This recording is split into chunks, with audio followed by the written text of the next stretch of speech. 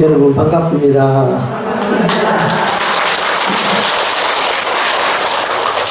네, 오늘 원래 해주스님께서 법문하셔야 되는데 오늘 제가 또 이렇게 대타로 법문하게 됐습니다.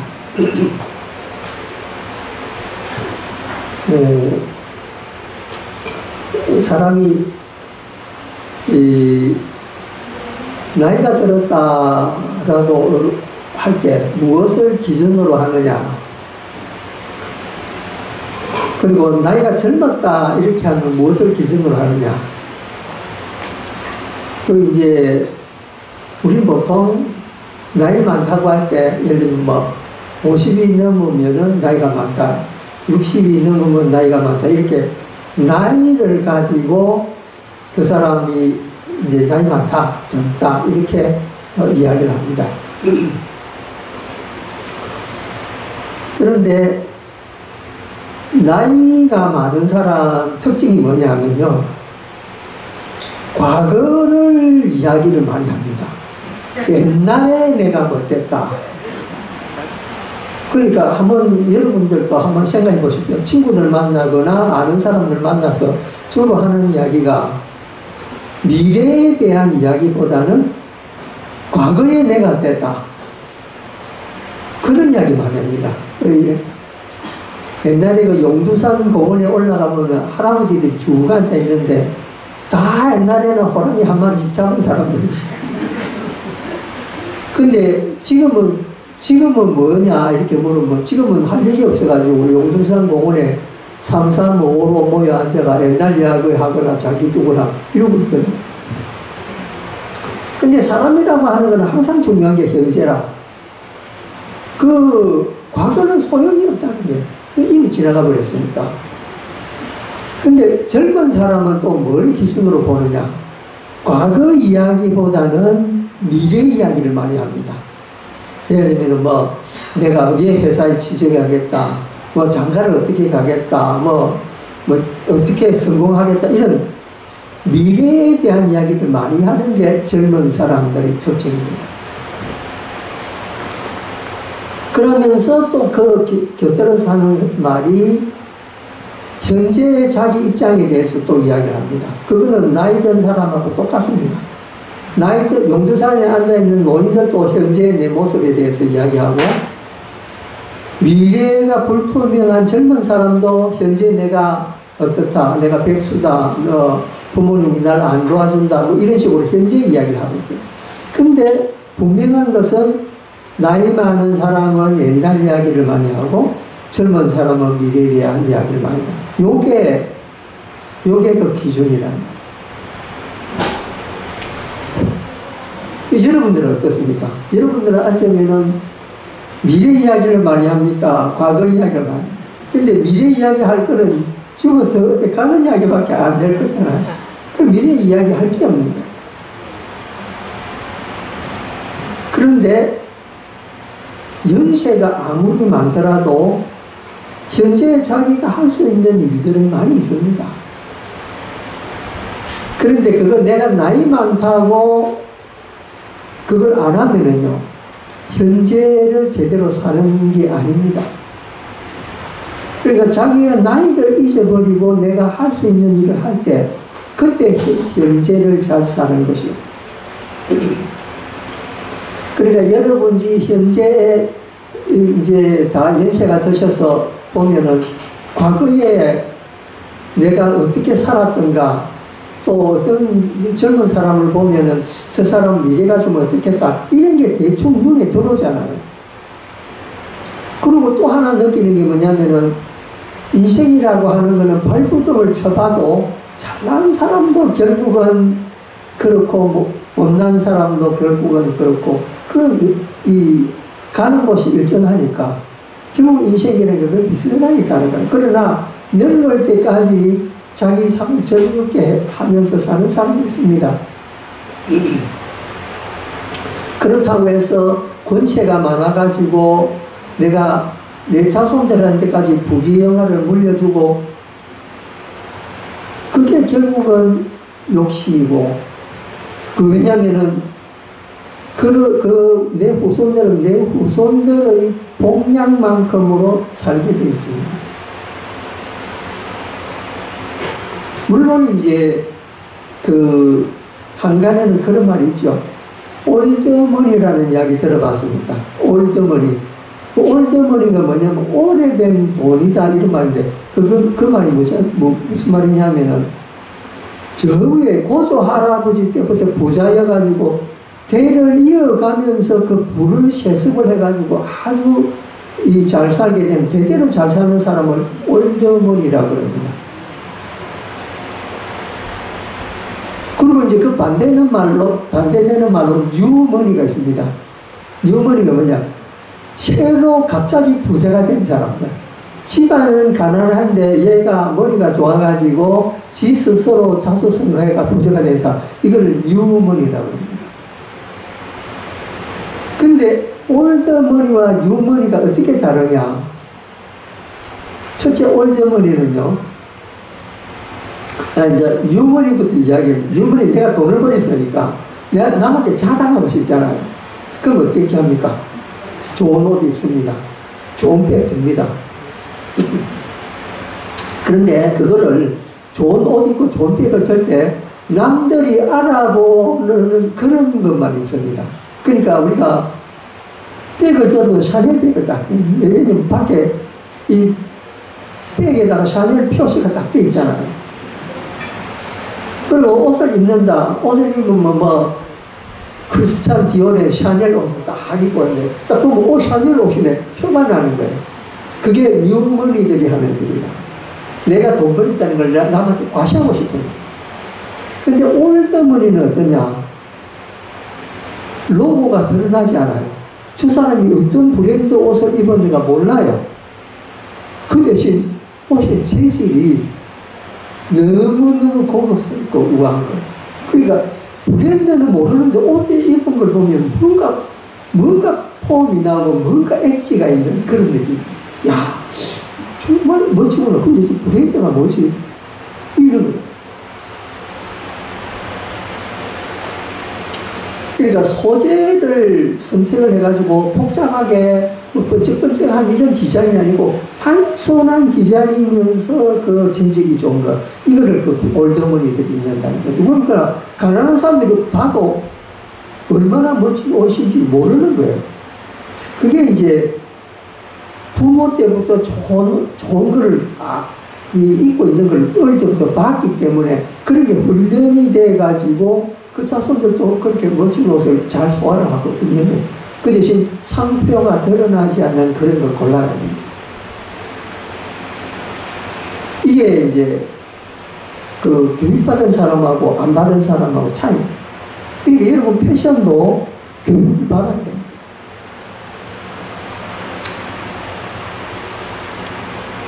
이게 나라에도 적용이 됩니다.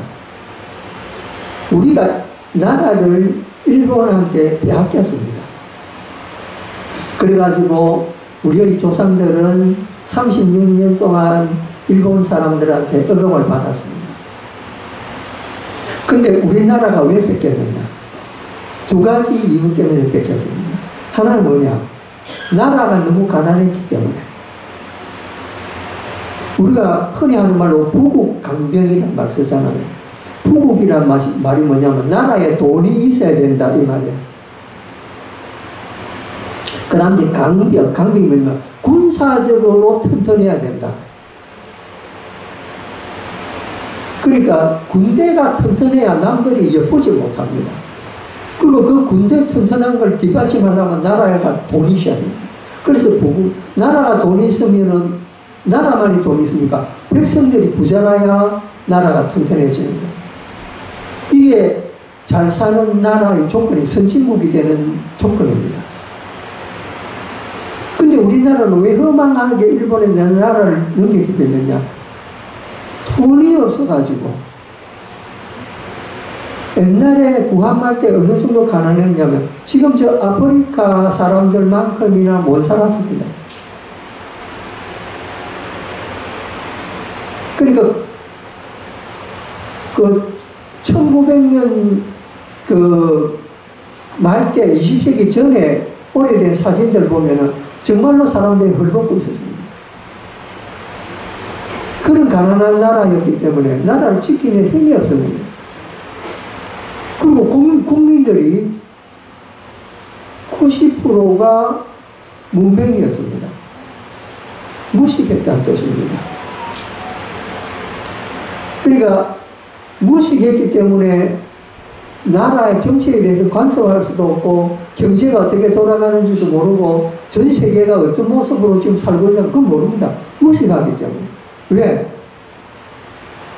1900년 말까지 그러니까 20세기 초까지만 해도 서점이 없는 나라가 조선이었습니다. 여러분 생각해보면 나라에 서점이 없다는 것은 그 나라가 얼마나 무식한 줄 알 수 있었을 거 아닙니까? 그러니까 구한말 때 누가 서점 하나 열었습니다. 그 사람은 어떻게 됐겠습니까? 나라에서 잡아가 목을 잡아버렸어요. 서점 주인은. 왜? 양반들이 볼 때 백성들이 똑똑해지면은 자기 말을 안 듣는다고요. 그러니까 백성들이 무식해야 말을 들을 거 아니에요. 그러니까 책 보는 거를 못 보게 하는 거예요. 그러니까 그때는 전부 다 한문책이었고 국문책이 혹시 있더라도 삼강오룡 가르치는 거. 그 다음에 소설. 뭐 이런 거밖에 없었습니다.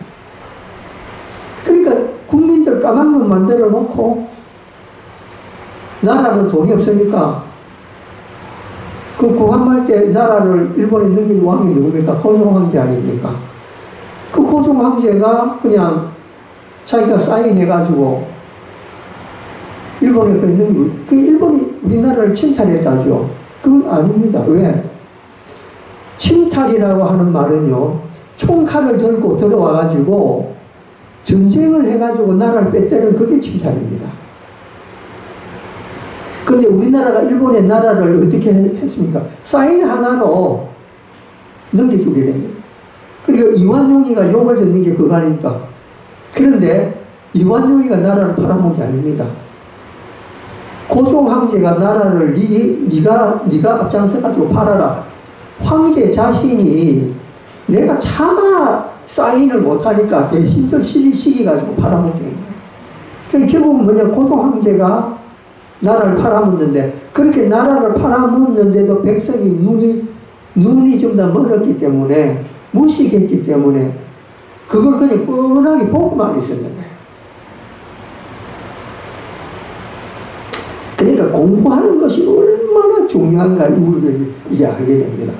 그런데 다행히 우리나라는 개화 이후로 공부하는데 눈을 떠가지고, 그 부모들이 집안 살림을 거들을 내더라도 아들들은 이제 학교를 보낸 거예요. 그런데 딸들은 또 공부를 안 시냐. 남녀 차별을 한 거예요. 그리고 장난쳐 보고, 지금 70대 중에 고등학교를 졸업한 분들이 많이 없을 겁니다. 그러니까 좀 있는 집에는 고등학교, 대학은 더더욱 가는 사람이 없었거든요. 그러니까 부모들이, 그러니까 특히 엄마들이 이제 무식하니까 애들 어떻게 교육해야 되느냐. 이제 지금 여러분 보십시오. 여러분도 자녀들이 있잖아요. 그런데 딸이 이제 공부 요즘은 충분히 하죠. 그런데 엄마들이 딸 앞에 서면요, 그래, 네 말 옳다. 네가 어떻게 하느냐에 따라서 나도 따라갈게. 그러니까 엄마가 자기 주장이 없는 거예요. 전부 다 딸 의견을 듣습니다. 왜 그렇습니까? 엄마들이 무식하기 때문에, 딸들이 더 똑똑하기 때문에 그 의견 따라가는 거야. 근데 엄마가 좀 똑똑하면요, 너 그게 아니야. 내 주장이 내세울 수 있어야 돼. 근데 우리는 얼마나 내 주장 내세우고 있냐. 그 자기 철학이 없다는 거예요.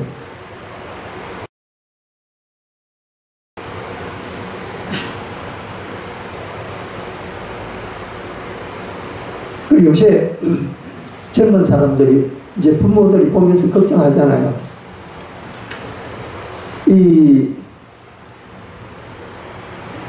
이제 직장 다니는 딸이 결혼했습니다. 그러면은 그 애를 하나 보면은 이제 육아휴직을 받아와가지고 이제 그거 하잖아요. 그러니까 그 집에 있더라도 집안일 전체를 안 합니다. 남자하고 반반합니다. 그 여러분들이 귀하게 키운 아들이 회사에서 하루 종일 시달리다가 오면은 모욕시키고 이유식 먹이고 집안 청소하고 그건 보통 남자들 먹이라. 이 여자들은 낮에 애 본다고 피곤했다고 이러고 있습니다. 그리고 아침에 난 잠 많다고 남편한테 아침밥 안 차려주는 이런 분들이 많이 있습니다. 젊은 사람. 여러분들은 그런 이야기 들으면 옛날에 우리 때는 안 그랬다 그런 말 하잖아요. 요새는 그게 되십니다. 그리고 심지어 무슨 말을 하냐면요. 내가 그 남편한테 그런 말 합니다. 내가 너를 위해서 알을 낳아줬다 이런 말. 자기가 자기 애를 낳았는데 그걸 낳아줬다는 식으로 표현합니다. 그러니까 늘 이제 남자한테 피해의식을 가진 사람들이 있어요. 근데 거기서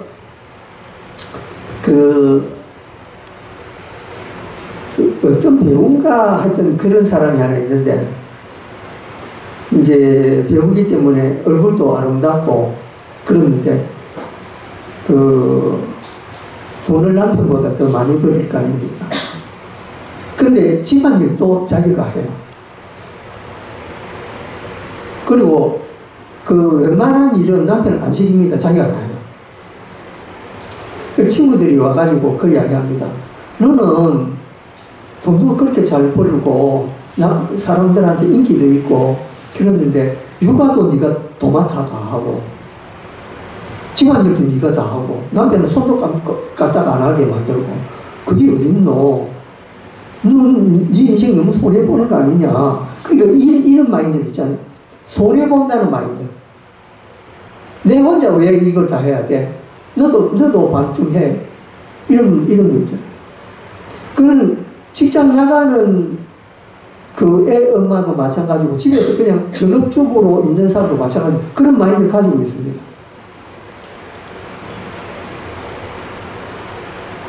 그때 그 여배우가 뭐라고 이야기했냐면 나는 내가 도맡아서 육아하고 집안 청소하고 밥하고 난 그게 하나도 힘들지 않다. 왜? 난 내 남편 사랑하기 때문에 내가 할 수 있는 걸 다 해주고 싶다. 그러니까 기본 마인드 자체가 다른 거예요. 내가 손해라는 생각하는 사람은 뭘 하든지 간에 계산적으로 할 거 아닙니까? 이건 내 손해야. 이렇게 하면은 내가 조금 일을 좀 더 하게 되겠구나. 남편한테 시기하지. 왜 내가 이러고 있어? 그건 계산이 들어간 거죠. 그런데 내 남편을 사랑하기 때문에 내 남편을 존중해야 되겠다. 그럼 자기가 모든 일을 그냥 손수범하게 합니다. 그런 아내를 보는 남편의 눈은 어떻겠냐? 내 아내가 너무 사랑스럽지 않겠습니까? 근데 여러분 세대만 해도 그런 삶을 살아왔습니다, 사실은. 오로지 남편을 위해서 또 자식을 위해서 자기를 희생하는 그런 삶을 살아왔습니다. 근데 문제가 여기서 발생하죠. 이제 아들 다 키워놓고 이제 남편도 정년퇴직하니까 내 인생을 찾아라 하니까 내 인생이 없는데 내 인생이 대체 뭐냐?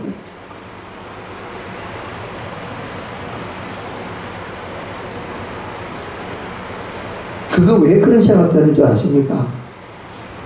공부를 안 했기 때문에. 왜냐면 내가 공부를 하니까 학교 다니고 이런 게 공부가 아니고 집에서 한 권의 책이라도 이렇게 펴가지고 보는 그게 공부라는 거죠.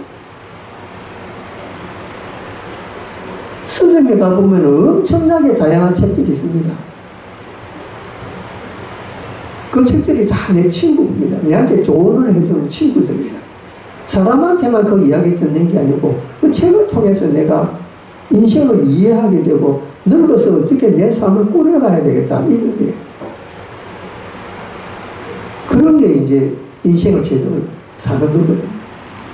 근데 여러분들이 그런 준비해 왔습니까? 내 책 읽는 시간이 없었다. 그거는 거짓말입니다. 하루에 여러분 연속극에 한번 빠지면은 그 연속극 안 보면 안 되잖아요. 반드시 그 시간에 그 텔레비전 앞에 앉아 있어야 되거든요. 아니 제가 요번에 3개월 동안 이제 요양했지 않습니까?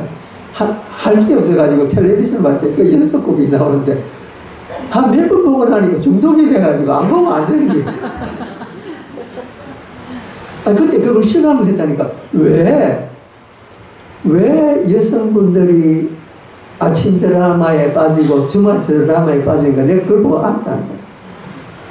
왜냐면은 그 끝날 때 다음에 안 보면 안 되는 이런 상황을 딱 만들어 놓고 끝이 나는 거예요. 정말 궁금하게 만들어 놓고. 그래 한국 사람들이 너무 이 드라마 잘 쓴다. 극작가들이 너무 뛰어난다. 그 생각입니다.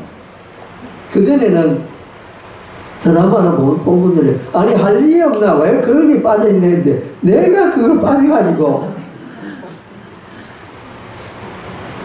그래서 그 이유를 알긴 하는데 중요한 것은 내가 그런 시간 조금 이제 낮 시간이라도 빼가지고 독서를 할 수는 있다는 거죠. 내가 늘 말씀드리지만 어릴 때 자녀들한테 돈에 대한 교육을 안 시킨 사람들이 애들 나이 크면 야 좋은 직장 가라 어디 가라 뭐 왜 그렇습니까? 좋은 대학 가라는 이유가 뭡니까? 돈 많이 벌으라고 보내잖아요.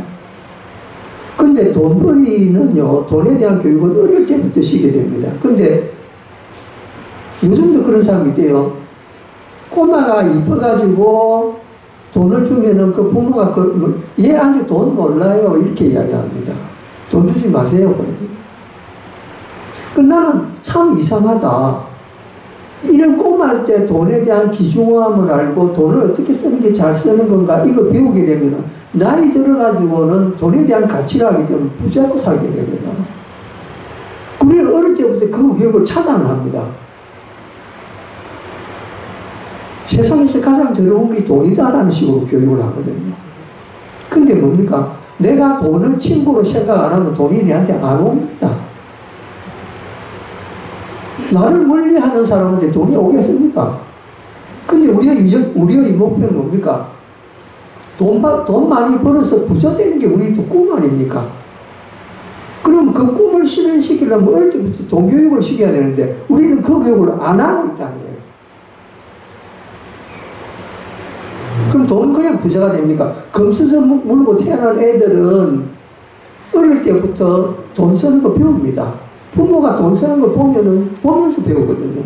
아까 저게 옷 입는 걸 어릴 때부터 이렇게 봐왔기 때문에 옷 잘 입는 것처럼 돈도 마찬가지입니다. 돈 쓰는 거, 돈 저축하는 거, 이게 교육을 안 시키면요. 절대 부자 안 됩니다.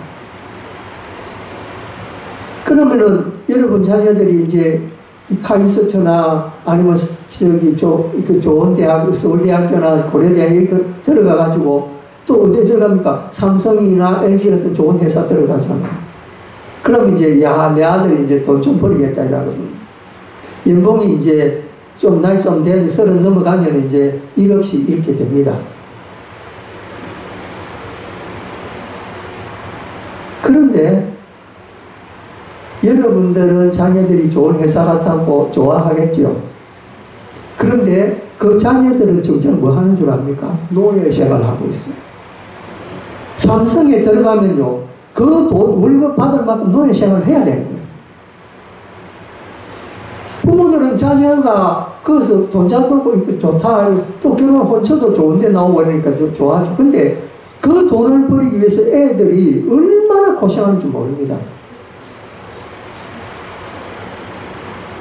그러니까 대한민국 사람들 80%가 노예다라는 말이 그 말이에요. 그런데 어릴 때부터 그런 경제 교육을 제대로만 시켜놓으면은 돈 버는 방법이 눈에 훤하게 꼭 삼성이나 이렇게 노예생활 안 해도 된다는 거예요. 자, 여러분 노동의 가치에 대해서 이야기를 해보면은 우리가 노동을 해가지고 돈을 버는 것이 좋겠습니까? 아니면은 가만 앉아가지고 돈 버는 게 낫겠습니까? 그러면 가만 앉아서 돈 버는 거 우리 뭐라고 부릅니까? 불로소득이라고 불러요. 노동 안 하고 돈 벌었잖아요. 불로소득이 좋습니까? 아니면 노동해가 소득을 얻는 게 좋습니까? 그럼 우리는 뭐라고 하죠? 노동해서 버는 돈이 가치가 있다 이야기하죠. 그런데 노동해서 버는 국가를 보십시오. 아프리카라든지 저 태평양 섬이라든지 이런데 전부 노동해가지고 돈 벌잖아요. 부자로 삽니까? 전부 가난해서. 북한도 보십시오. 다 거의 다 노동해가 돈 벌입니다. 잘 삽니까? 못 삽니다. 앉아서 펜대 놀리고 머리 굴려가지고 주식 굴려가 돈 벌고 하는 그런 우리가 이야기하는 그 불로소득하는 나라는 잘 삽니다. 그 공부를 시켜야 된다는 거예요. 어떻게 하면 자본주의 사회에서 돈을 잘 굴릴 수 있는, 이거 어릴 때부터 교육 안 되면 절대 안 됩니다. 여러분들은 이미 늦었지. 자녀들 다 컸으니까. 근데 여러분들이 이야기해 주시는 건 손자손녀들한테는 그 이야기를 해줄 수가 있어요. 그리고 자녀들도 그렇게 이제 다 이제 가정을 꾸리고 있을 거 아닙니까? 그 자녀들한테 얘야, 내가 절에 갔는데 스님이 이런 이야기 하더라. 어릴 때부터 경제교육 시켜야 된다 하더라. 그거 이야기를 해줘. 그게 어릴 때부터 경제에 눈을 뜰 때 여러분 손자, 손녀들은 아주 탄탄한 삶을 보장받습니다. 그게 여러분들이 손자, 손녀한테 남길 수 있는 유산입니다. 여러분들이 그 손자, 손녀들한테 큰 돈 못 남기라고 이런 마인드라도 남겨줘야 된다는 거예요. 굉장히 중요합니다.